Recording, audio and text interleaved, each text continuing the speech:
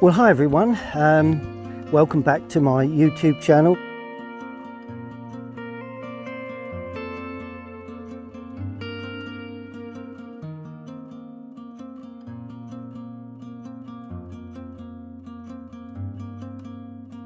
So let's just more or less just wipe that in. May need to even go darker than that, but perhaps not. And of course in the meadow here. So I'm standing this up. It is my last picture of the week here in Herefordshire.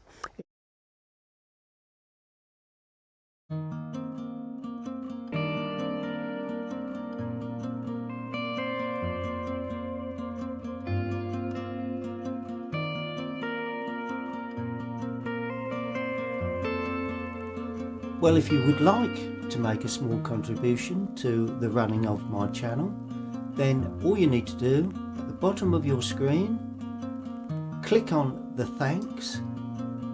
You then slide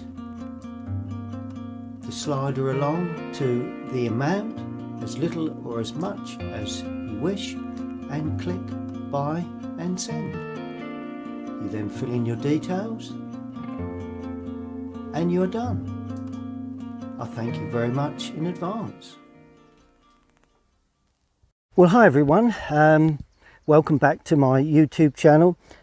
This is my last plein air painting of the week here in Herefordshire at the lovely Molehill Hut, and I wanted to do something a bit larger than I've done so far, and take into account the lovely fields that we've got, that we can look out to when we're in the hut. Because that's been very special to me this week, and so let me get my drawing down and I'll lead you through the painting process. Well, here is the subject really all laid out in front of us. Really, it's you've got the trees, you've got the different very far distant countryside and rolling hills, a little bit of the corner of our accommodation, Molehill Hut, but apart from that, I just like the trees and the distant scenery really. So I'm now going to produce a quick drawing and then put some colour onto paper. Well, for the first time this week I'm using a large piece of paper, so obviously it's actually 22 by 15. So I'm going to use that my Pro Art brush Series 45 number 8, because it's hot here in the fields, and it's also I want to get over a large piece of paper with colour. So now there's very little cloud in the sky, so what I'm going to do, I'm going to damp the sky thoroughly, bearing in mind it's going to dry extremely quickly. It's almost, well, it's into June here, and so consequently the sun is very strong. It is going down, but having said that, oh, I'm going to damp that right the way down. Just made my mind up last minute there. Plenty of water. You know, I remember tutoring in Spain, the amount of water. It was midsummer. It was actually Midsummer's Day, 21st, when we were there, and the actual the water you needed, it just dries so quickly. And I've really damped the paints up, as you can see. So now that's damp, right, what blue am I going to use? Well, it's a nice blue. I'm going to use cobalt blue, and I'm going to create some clouds. Now the key will be, we've got the sun coming from the left, and the way I'm producing clouds, look at that, see that running? Look at that, isn't that beautiful? That's what you get with watercolour, the freedom that you get when you're trying to produce subjects, the feeling of you know, just lifting off a little there because there's a bit of running. Look at the way the clouds have formed for us, look. look, and if I put a little bit in there, we've got another form of cloud. And then as I come down, I'm going to put into that alizarin crimson, because in the lower part of the sky today, I can actually see a little bit of sort of warmth like that. Now it's very, very weak, I know. Just before it dries, I'm just putting another tone of blue into that just before it dries. Got to be aware that it's going to dry extremely quickly, so we've got to get in there quick. There we go. Light coming from the left, you can see that because I put the darker tone on the right. Then in the lower area, I'm going to paint in, as I say, a little bit stronger I needed there, just as that runs up, and a little on the undersides of a couple of those clouds, like that. And that is all I'm going to do with the sky area. And that to me is quite sufficient as a nice summery sky. Just going to lift off just a patch there and a patch there, because I don't want that line running across. There we are, just before it dries. Once you touch it when it's dry, then I'm afraid you're putting hard edges on. Good. And this side, I'm going to put in a little patch of raw sienna, because I want to give a glow to the sky that side, just to give an indication that we do have a fair amount of light coming from that side. And that's the sky process. Now while that's still damp, I'm going to go in with cobalt blue and light red and let that just grow up, because that is a far distant hill that I can see. Like that. There is some greenery there in the fields. And there is another one that's pretty similar to that, but I'm just going to put a bit of raw sienna with this because it's not quite as the hills just roll really around the landscape. That's what I like about the hills here, and just bring that across to there. See, I've got that mistiness feel, that really I consider that hazy feel. Then as we come forward, I'm using raw sienna just in, there's a wooded area there, and that's all going to be dealt with later. There we go, just to keep it all, there we go. And then I'm going to use cobalt blue and cadmium yellow for, there's a nice yellow field there. Don't want to be too strong, but there's a wooded area there and another field there. There we go. I'm making them a little green than they really are, purely because it's artist license, they call it, and I class myself as an artist. Now we have a hedge that runs down there, slightly down and up. Now for that I'm going to use cadmium yellow with, to start with, ultramarine. So a lot of cadmium yellow and a brush that's fairly, it's not too damp. Pick down the side of there, quite a tall hedge, like that. Get a bit of blurring on the top, bit of burnt sienna going in here and there, because some of this hedging is, and a little Windsor or Prussian blue in with that too, just to ring the changes. And then as we go into the distance, notice how I'm leaving some touches of white at the base where it meets the field. Then this is the lighter side, that side, but of course as now the sun has come round, it's more or less in shadow. And there we go. And this is the undergrowth underneath the hedge. There we go. Don't want to make that too fussy. Attend to that shortly. Now, the meadow has, in actual fact, as you could probably see, has been mown. But Jules tells me that the owner tells me that it was a lovely buttercup meadow. So that's the way I'm going to treat it. Buttercups, cadmium yellow. There we go. That's what I'm going to do first. Cadmium yellow. Now, buttercup, as you probably know, those of you that watch me paint, I don't actually paint. A bit more water with that.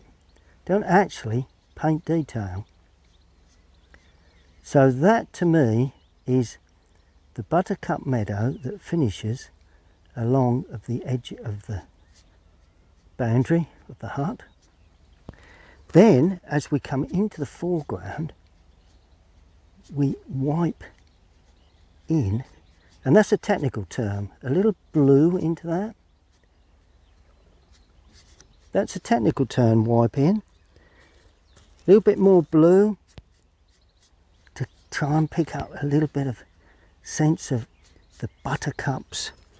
A little bit more yellow there.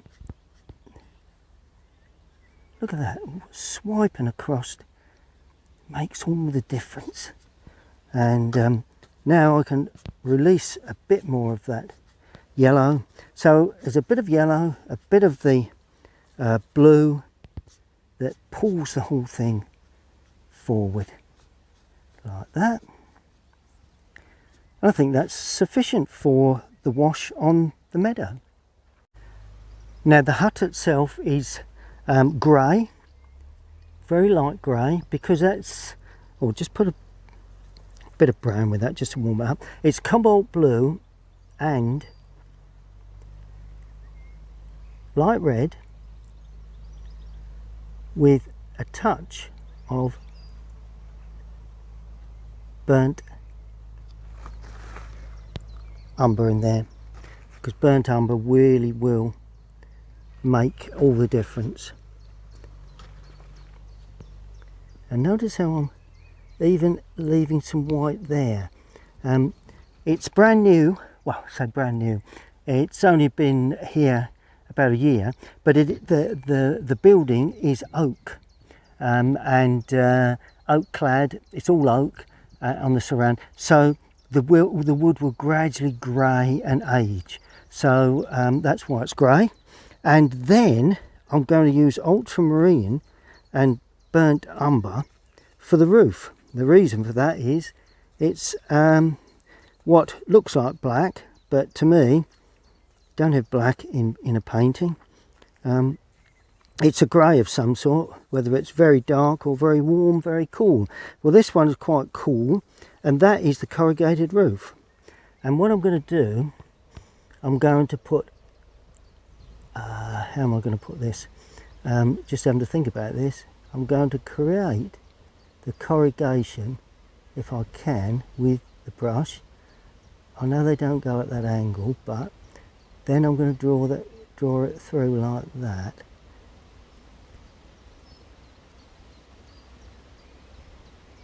Just to try and get the impression of a little corrugation before I get to the base, and just keep it nice and clean there.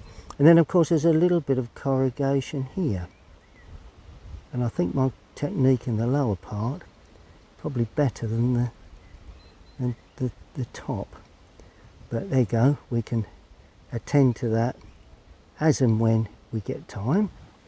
There we are. So that's the roof of that. Right, now it's beginning to dry.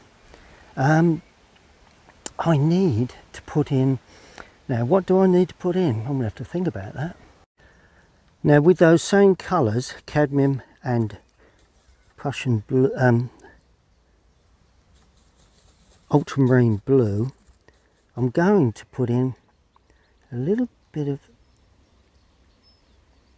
that border planting wants to be lighter. It's actually lighter than the hedge, so let's just more or less just wipe that in as a wash, really. That's better. That's got a better feel of the underside. I know I've got lots to go in there. That's shadow really, but I'll put that in anyway, just to take the white off. There we are. So that's the back of the field. Plenty of things to do there yet. Good. Let's deal with the large trees. Now this is the really exciting part. The large trees. Right. Prussian blue, cadmium yellow, and look how I'm diving into that. Filling the brush with paint, lifting off, filling the brush with paint, lifting paint off, really digging in. I'm ruining my brushes, but that's what I have to do to create what I'm hoping to achieve. Right, lovely puddle of paint. Now I'm going to produce this one. Now the brush is only partly loaded, as I'm purely suggesting the top edge of that tree. It's quite dense there, but as we come a bit more blue going in now for the right hand side, like that, a little touch there, a bit more yellow, more strength.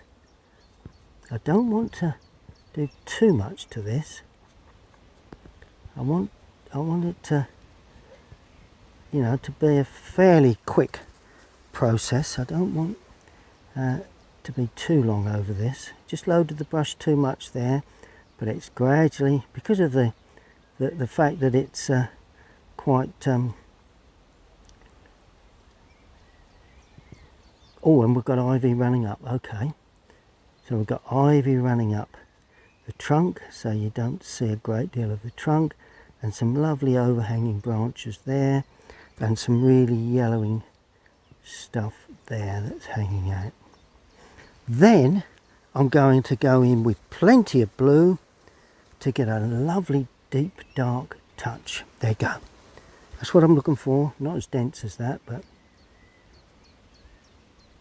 and this is mainly on the shadow side there, so I'm leaving some little areas unpainted, but I must go for this real strong tone now, because if I don't, best to catch it while it's still a little on the damp side, because it does tend to work better like that. And as you can see, we're now, the distance is becoming less of a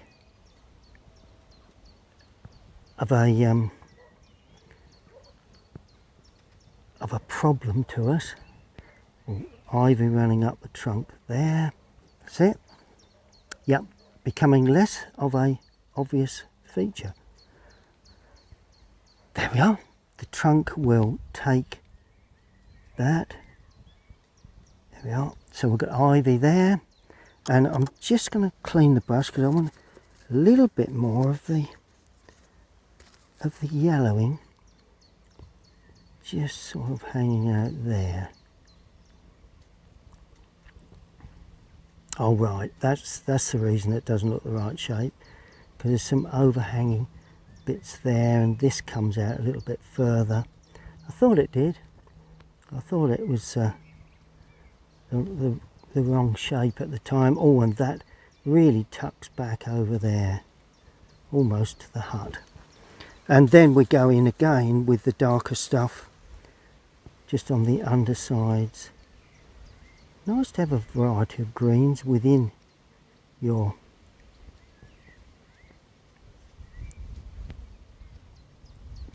there you go. So that's tree number 1 without its trunk. Now tree number 2 is a bit more open and it's a bit more brown. So I've just added a little burnt sienna to that mix. But I'm going to treat it in a similar sort of way. I think it's a similar sort of tree actually. And it's a bit more open too. So that's going to go on like that. And that's going to go on like that. Bit more yellow. Come on. Come on. It's alright, telling myself to put a particular colour in. Got to talk to yourself when you're painting. Well, I have. Because if you don't tell yourself what to do, then you can soon end up doing the wrong thing. Right, now here it's quite open. You see plenty of branches, very thin. A bit more at the top there. Let's bring that up a little higher. Right, now I'm going in with burnt sienna and plenty of blue to get that darker touch again. Just there, it's quite dense. Burnt sienna will give the greens that slightly different tone, remembering all the time that the light is coming from the left, so the darker stuff will be on the underside of the branches. And darker stuff is a technical term that I use anyway, and there, that is in strong shadow, so there's sort of quite a clumpiness to that in the lower part, because it sits right in, can't even see the trunk much there, it sits well into, and there is just another funny little branch sticking out. There you go. So that's the second tree without its trunk. Now I've used a little bit of license with this tree here because I wanted something to hold this side in.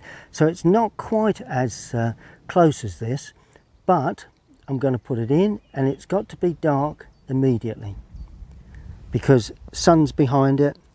So I'm using Prussian blue, or Windsor blue, sorry, with burnt sienna. And that way you get a lovely sort of sense of dark tone. May need to even go darker than that, but perhaps not. Let's put a bit of burnt umber with it. There we are, that normally does the trick. Bit more blue too, that'll do the trick as well. Lots of little things that you learnt. There you go, look at that, that's better. That's the dark tone I'm looking for. A little bit lighter at the top wouldn't hurt. And then from that dense area we get varying branches hanging out. I think it's an oak tree there, but either way it really is a foil to hold in that right hand side, and it does really overhang too. It's a beautiful old tree. Can see the trunk in places, but not making too much of that, because there again, it's like all these areas, it's not of any great importance except to hold in that and that sits right onto the hedge itself there. So can you see how that holds in that left hand side so the eye doesn't run out of picture? Right, now we have the hedge that runs down like that, and of course that's all in shadow apart from the top, so it's going to finish like that apart from the top area that's quite uneven, and it's quite yellow actually, that top. So let's put a bit of top in and leave a little bit of underpainting too. Then we put the darker underside in, just like that. That's all you need. It needs to be treated very, very simply, otherwise you end up with a real detailed subject, and that does get very dark under there too, so that's where we need the real dark tones. There we go, look at that, isn't that fantastic? They'll dry up lighter than that. And there is another little dark tree. Well, it's just actually a shrub, a sapling perhaps, that's just coming up there. And then as we come along here, it's all in shadow, that, so that stands up nicely like that, right? Then we come to something a little bit lighter because it's in sunlight, and all of that is cadmium yellow, really. So, you know, a little bit of blue in there, but very little, mainly yellow. We don't want to do too much because, as you can see, it's you've immediately got the feeling of sunlight coming from behind that hedge. So that's what we're looking to achieve, and I've got it there. So we've got to be pretty careful now what we do. So, oh, there you go. Been successful. Don't like to spoil that lovely feel of sunlight that is on that area of the hedge there. There we go. Put a little bit up the top, just so as we can see that the top of the hedge is there. There we go. And that's the hedge again. Now I've just painted in the greeny grey. It's cobalt blue, light red, a little bit of yellow in there just to give it a greeny grey. That's the actual the surround, the window surround.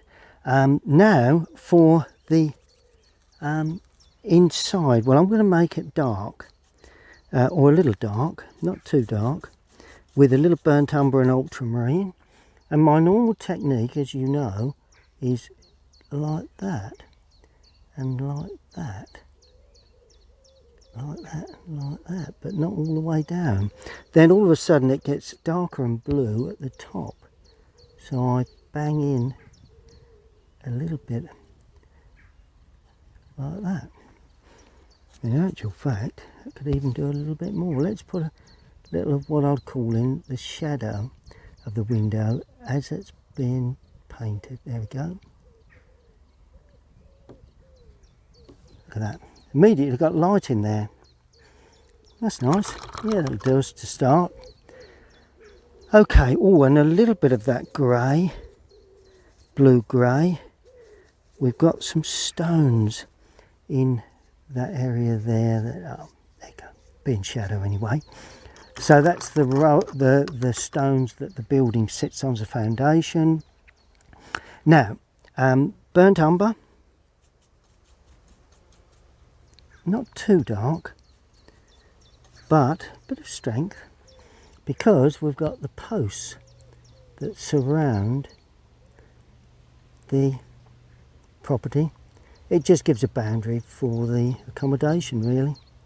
You know, the owner owns both of the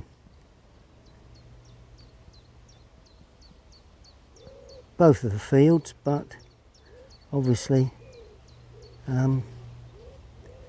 there is a boundary to be had for the hirers, really. Good. Okay. Now I just want to finish the trees off, and this one has a bit of trunk work like that. Don't know whether I shall need a rigger at some point, but and that bit of trunk work runs up there, goes into that dark area. We can see a little bit here of the main trunk, but obviously we've got lots of smaller trunk work or branch work just weaving its way up. And I personally think that I don't need to get too fussy with this. Just the hinting of it is probably good enough. There we go, rub that out. If you don't like it, just take it out with your finger, like that. And then of course we've got a branch coming out there, or branch work there. Make that one just a little wider, just to justify, and some smaller branches running out there. There we go. May put in some smaller stuff later, but probably won't actually. No, probably won't. And then of course, same goes for this one. This one you can see a bit more of the trunk in most of it anyway. Quite wide. It splits there and heads off up like that. And then, there's a wider bit, then it looks as if it's broken off at some point. So it finishes there, and then you get the smaller branches that sort of come off of that larger. Oh, there's another piece there that doesn't really do anything. That's actually very interesting. And then we have a trunk or a branch, sorry, that actually heads off like that. And if I can use the point of this brush, there we are. Yeah, I think we can get away with that. It's a matter of getting away with it, I think, on that one. Okay, let's deal with the background finally before we look at shadows. Now I want to just enhance that wooded area so that that sits back. And the way I'm going to do that, I'm going to damp the left-hand side of certain areas. Okay. And then drop in some darker tone, cobalt blue, bit of cobalt blue in there, don't want to be too dark, into that side there, because that will enhance the feeling of lights and darks that you don't get in that background, the trees in the background, and the wooded area there, and the underside there, as it goes through too, like that. There we go. Is that dark enough? Perhaps. Can we be a bit more? Yeah, there we go. Just the odd little touch here and there, just to enhance that. And probably, no, don't get tempted. Do not get tempted. We need to soften that a little, because that can soon be overdone. There we go. That's fine. That's, just forget it. Yeah, I have to tell myself to forget things sometimes. Right. Okay. The foreground, the nice lemon yellow, is now being used to stroke across this buttercup area, not losing all of the white areas, but that to me gives an impression of buttercups in the foreground meadow. There we go. So it's a buttercup meadow. Then I'm going to pick up some strong yellow, and if it works, there we go, and just stroke across the distance, not too high up. And that, I think you probably will agree, gives that sort of idea that there is probably buttercups. And of course we have a lovely sort of buttercups standing up there as well, and I'm putting them in a little darker just along the edge there. And there is just a little bit of burnt sienna. Let's put a bit of a light red in there, because some of these wildflowers have that lovely sort of brown look really to the and I'm putting that just gently along the back, not too much along the back, don't want to interfere with the front, and of course in the meadow here. So I'm standing this up too in places. Look at that, and all of a sudden we're giving texture to the foreground meadow that will probably be invaluable. Gives it a rough meadow feel, you see, other than the rather sort of dull. As you go away into the distance, be very careful, because you don't want to make giants of these in the distance. Don't do too much behind there. Oh, and perhaps a little bit stronger there.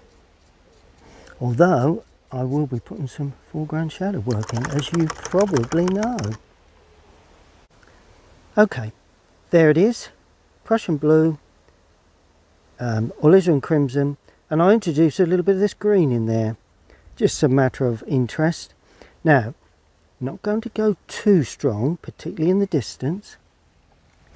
Now, shadow work. Right, that would run down there, quite blue. That would run down there. That runs across the meadow, down there. Just add a little unevenness there. And this is the tree shadow.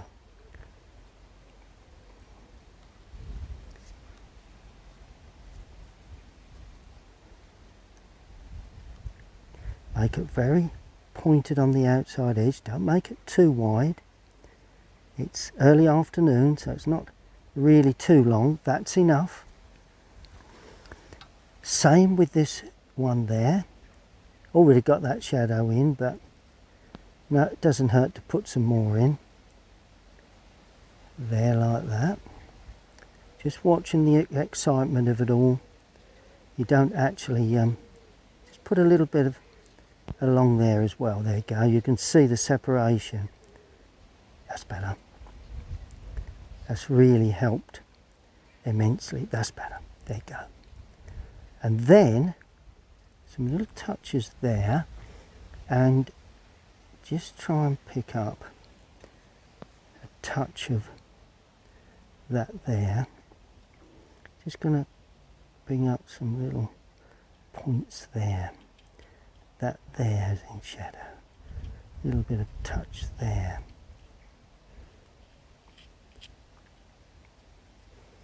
Go. So that's that other one in shadow. Sorry, we've got a young fly there that hadn't quite got what I was doing at the moment.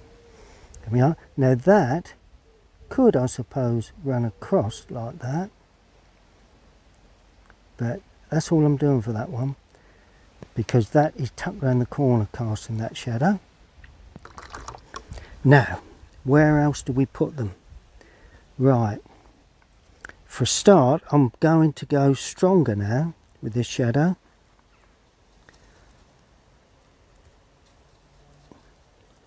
A bit more purpley for the shadow that the corrugation is casting, and that is a corrugation there like that. There we go. And that cuts across at that angle. That is in shadow, as I said. There is a shadow under the sill and down the back edge of that sill there. And now, what do we have now? A shadow down the right hand side of these posts, like that, finishing at a very uneven sort of edge, like that, there like that, there like that. There we go. And then taking a little bit off the brush to produce the ones in the background. There is another one there that I've not put in, I think. Anyway, not really sure. I think I've added an extra one. Never mind.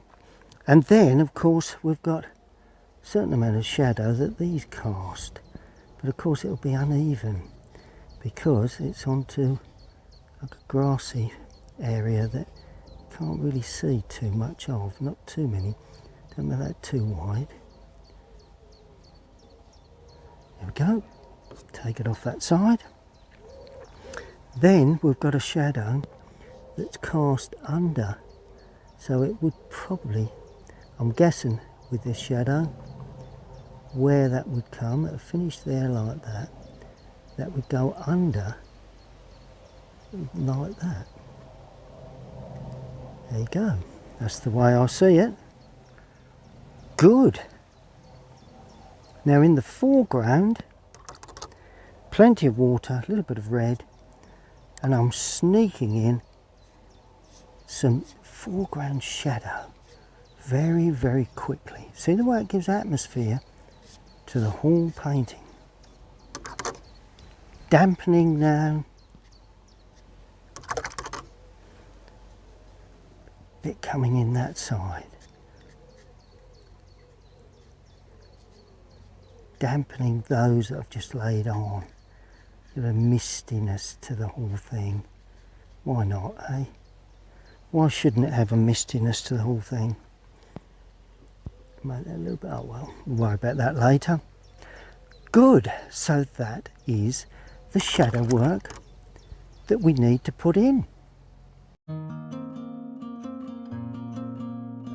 If you wish to subscribe to my YouTube channel, then all you need to do is to click on the link bottom right hand corner any stage during the painting and click subscribe.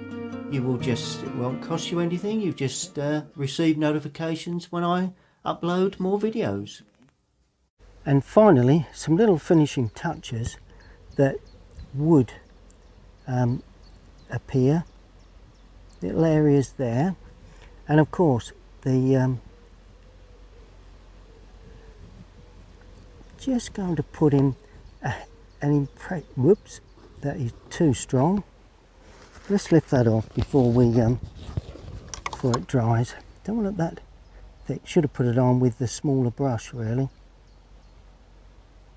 See how quickly that dries. There we go. Nice rustic feel to this. Right, tell you what I will do. Thinking about rustic feel, there is a little bit of aging to this build, which there would be, of course. So this is why I'm not producing these too straight edged.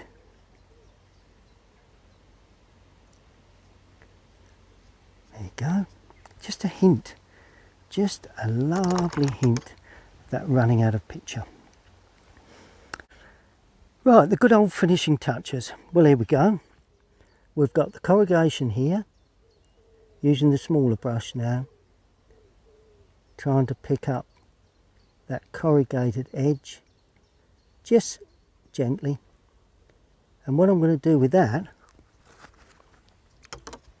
well actually, I think that's probably okay. I was actually going to bring it down, but I think that's okay. Let's leave that.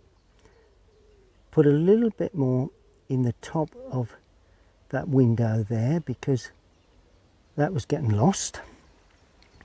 A little bead down the back edge of just only the ones at the in the foreground, just to throw them forward, and it keeps the others going back.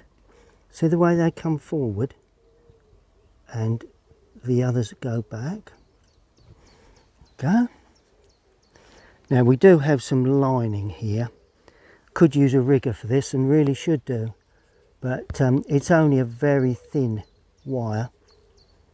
Right, so what I best do, treat that like that, that like that.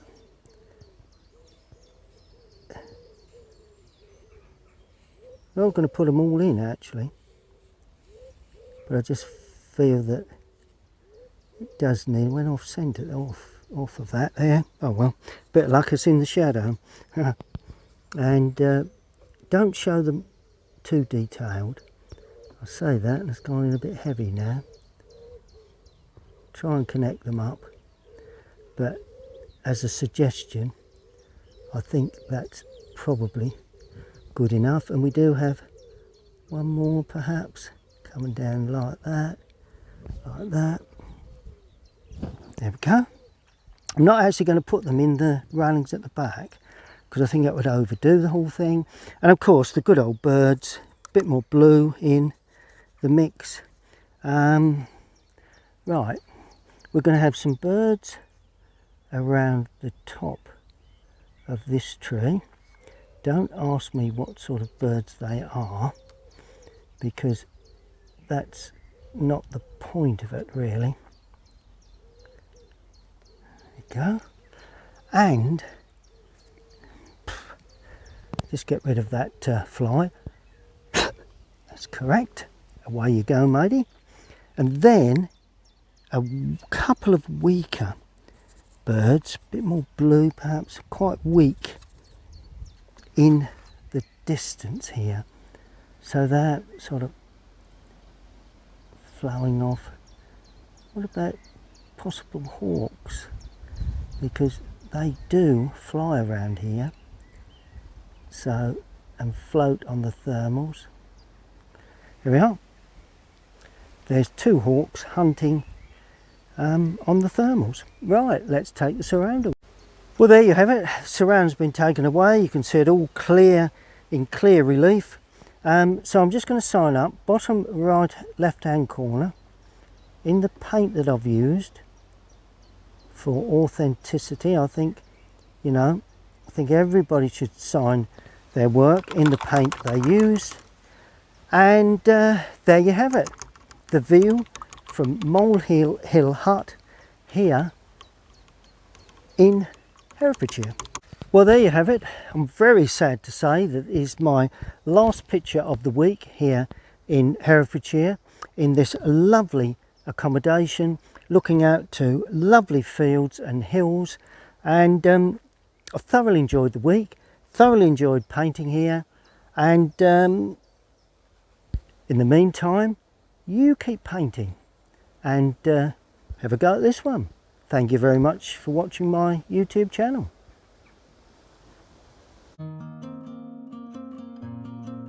I'm very sad to say that is my last picture of the week here in Herefordshire, in this lovely accommodation looking out to lovely fields and hills.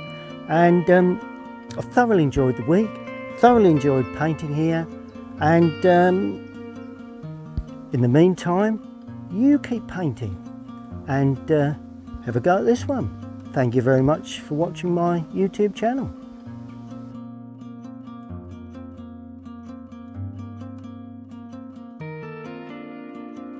Well, here I am sitting on the steps to the trough here at Molehill Hut in Herefordshire, and got my selection of paintings that I've painted over the week.